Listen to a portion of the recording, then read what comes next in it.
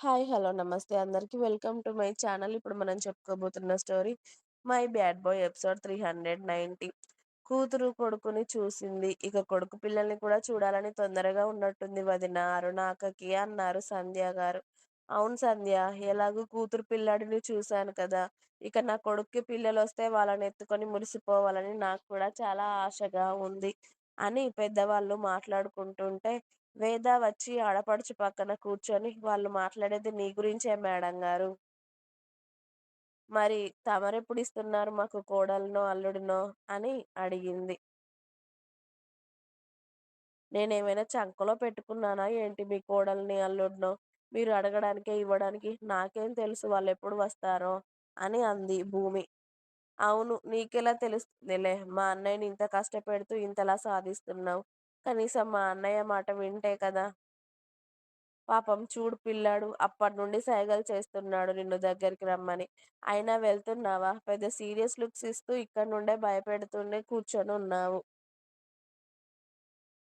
ఇంక మా అన్నయ్యని అలా భయపెడుతూ ఉంటే ఇంకా ఎక్కడి నుండొస్తారులే మాకు అల్లుడో, కోడలో అని ఆడపడుచుని ఆట పట్టించింది వేద. వామ్మో! నీ కళ్ళు చాలా షార్ప్ వదినా. అప్పటికే చెప్తున్నాను మీ అన్నయ్యకి, ఇలా అందరిలో ఉన్నప్పుడు కాస్త నార్మల్‌గా ఉండవయ్యా బాబు అని. ఎవరైనా చూస్తే నన్నాడుకుంటారు అని. అయినా ఎందుకు వింటాడు? అస్సలు వినడు అని తల కొట్టుకుంది భూమి. మా అన్నయ్యకి నీ మీద అంత ప్రేముంది కాబట్టే ఇంతమందిలో నిన్ను పిలుస్తూ నీ మీద ప్రేమ చూపిస్తూ ఉంటే, నువ్వే మా అన్నయ్య ప్రేమ తెలుసుకోవడం లేదమ్మా అని అమ్మాయిలందరూ ఒక దగ్గర కూర్చొని మాట్లాడుకుంటూ ఉంటే, సారిక ఒడిలో నిద్రపోతున్న కోడల్ని చూసి, "ఏది వదినా, నా కోడల్ని ఒకసారి ఇలా ఇవ్వు. నా కొడుకులిద్దరూ నా దగ్గర ఉండడం వల్ల నా కోడల్ని ఎత్తుకోవడానికి నాకసలు టైమే దొరకలేదు. అరెరే! నా బంగారు తల్లిలారా" అని మెత్తటి పింక్ కలర్ ఫ్రాక్ వేసుకున్న కోడల్ని ఎత్తుకొని ముద్దాడుతూ, "ఎంత బావుందో నా బంగారు కొండ" అని కోడలు మొహమంతా ముద్దులు పెట్టి మురిసిపోతూ ఉంటుంది వేద. "ఇప్పటి వరకు నీ కొడుకు నా కూతుర్ని లాగి లాగి ఎర్రగా చేశాడు వేద. ఇప్పుడు నువ్వు చేస్తున్నావా?" అంది సారిక. "మా అమ్మాయి బావుంటే ముద్దులు పెడుతూ బుగ్గలు లాగక ఏం చేస్తాంలే వదినా" అని కోడల్ని ఒడిలో వేసుకొని, "ఇంతకీ నా కోడలికి ఏం పేరు పెడుతున్నారు వదినా" అని అడిగింది వేద.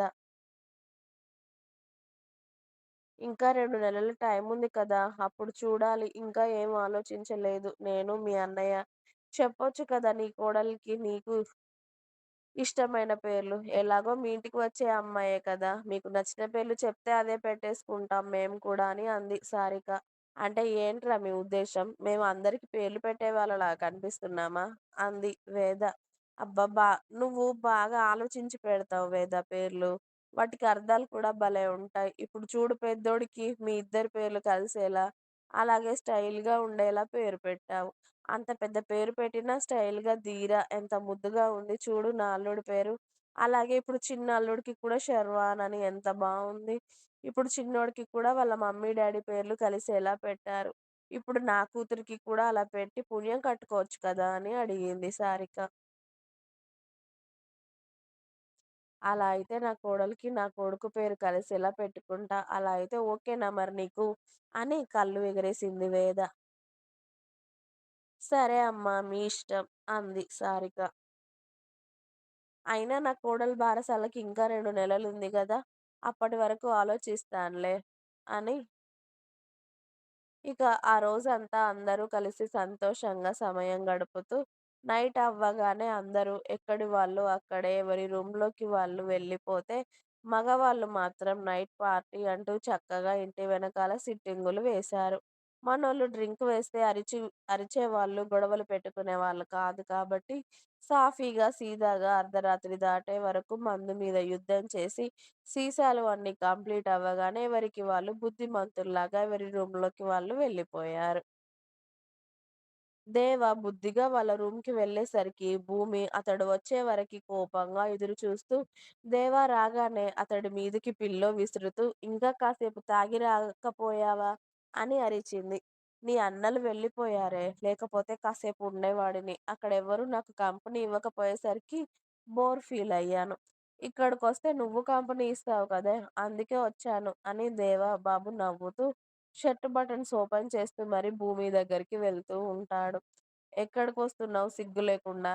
అయినా నీకేం కంపెనీ ఇవ్వాలి? నాకు కూడా ఒక బాటిల్ తీసుకొస్తావా? నీతో పాటు కూర్చొని తాగాలా నేను? అంది భూమి. ఆ కంపెనీకి మీ అన్నలున్నారే, పిలిస్తే పరిగెత్తుకుంటూ వస్తారు కానీ, బెడ్ మీద నువ్వొక్కదానివే ఇవ్వాలి కదా నాకు కంపెనీ. మీ అన్నలు ఇవ్వలేరు కదా!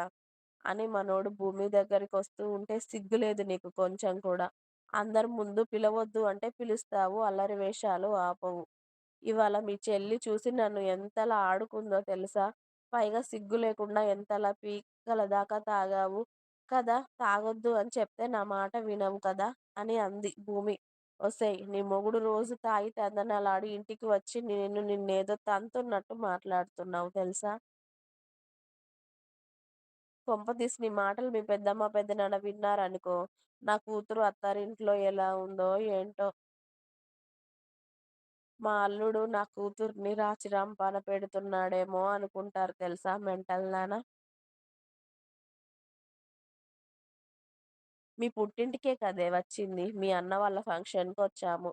మీ అన్న వాళ్ళే పార్టీ ఇస్తానంటే నేనెలా వద్దంటానే?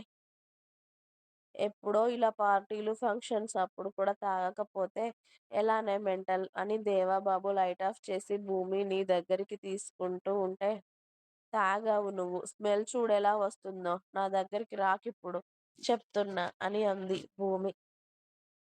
దగ్గరికి రావద్దు అంటే అదెలా కుదురుతుంది? అస్సలు కుదరదు. పైగా ఈ టైంలోనే పెళ్ళాం మీద బోలెడు ఫీలింగ్స్ ఒస్తాయి.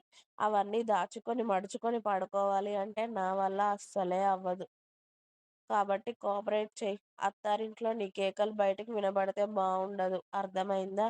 నా కూతుర్ని అల్లుడేమో చేస్తున్నాడని కూడా భయపడతారు అందరూ.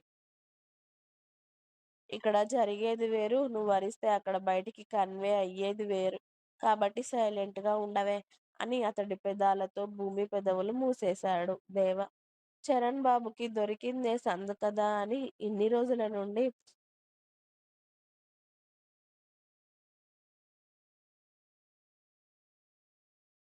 శ్రావణి డెలివరీ అయినప్పటి నుండి ఇప్పటి వరకు చుక్క ముట్టుకోకపోవడంతో మనోడు ఫుల్‌గా తాగేశాడు. అందరికన్నా ఒక గ్లాస్ ఎక్కువగానే తాగేశాడని చెప్పాలి. అందుకే స్టడీగా ఊగుతూ రూమ్‌లోకి వెళ్ళేసరికి అప్పటికే ఇంకా ఎక్కువ లేట్ అవుతుందేమో చరణ్‌కని చెప్పి పడుకుందామని ట్రై చేస్తూ ఉన్న సమీర డోర్ సౌండ్‌కి లేచి కూర్చొని లైట్ ఆన్ చేయగానే చరణ్ బాబు ఊగుకుంటూ వస్తూ ఉండడం చూసి వీడికివాళ ఎక్కువైనట్టుందని ఎదురు వెళ్లి పట్టుకుంది అతడిని. ఏయ్! ఏంటే నన్ను పట్టుకుంటున్నావు? నేనేమైనా తాగి ఊగుతూ పడిపోయే అంతలా తాగాననుకుంటున్నావా? ఈ చెర్రిగాడు 4 బాటిల్లు కాదు 40 బాటిల్లు లేపేసినా స్టడీగా ఉంటాడు తెలుసా? నువ్విలా నన్ను పట్టుకోవాల్సిన అవసరం లేదు. నేను స్ట్రెయిట్‌గా వెళ్తానిప్పుడు అని తెగ పోజ్ కొడుతూ ఉంటాడు చరణ్ సమీర ముందు. ఇంకా ఉంది. మీకు నా స్టోరీస్ నచ్చినట్టయితే ప్లీజ్ నా ఛానల్‌ని తప్పకుండా సబ్స్క్రైబ్ చేయండి.